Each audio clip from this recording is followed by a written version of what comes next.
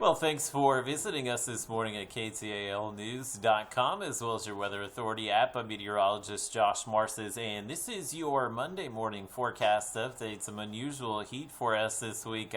All summer we've been dealing with the heat, but it was nice to have a break last week. But we felt it building back over the weekend, and definitely will continue to feel that heat today as your highs this afternoon will likely wind up in the mid, maybe even upper 90s, and with the humidity building in as well, we're back to that heat index just over 100. So it looks like our heat wave will probably peak Wednesday into Thursday. We do have at least a little bit of relief coming in on Friday with a late week front. This will be a dry front on Friday, but there's actually a front that will come through on Sunday.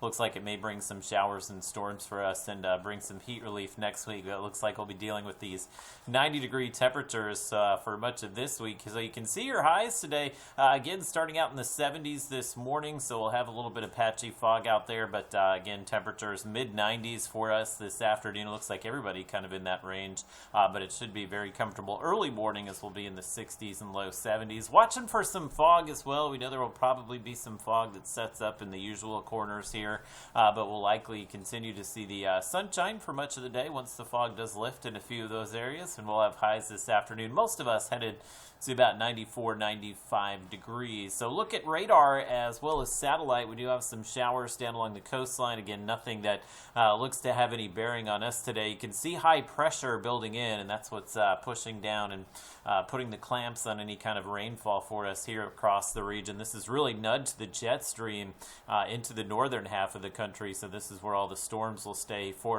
much of the week here. We'll finally see this high go away on Thursday and Friday, and that's when we'll start to see at least a little bit of heat relief into the Arklatex. So look at your Robin's Toyota Futurecast. It does show just a few clouds this afternoon. Wants to show some rain. Again, only just an isolated chance that we would see that. I think I'm not convinced, so I've left the rain out of the forecast for now, and likely won't see much as we continue through the week here. Hurricane Fiona did bring just a ton of rain to Puerto Rico, a lot of wind damage, a lot of flooding as well. Again, last week there was some concern that this may continue west into the Gulf of Mexico, but the forecast models all in agreement this morning that this will make a turn to the north. Not only a front down here that will steer it out of the way, but an area of high pressure that will kind of funnel this up towards Bermuda once again and away from the mainland United States. So as of right now, I think it's safe to say this will not have any kind of impact on the Gulf of Mexico, so we'll probably stop giving you updates on that within the next day or two. But there's a look at your 7-day,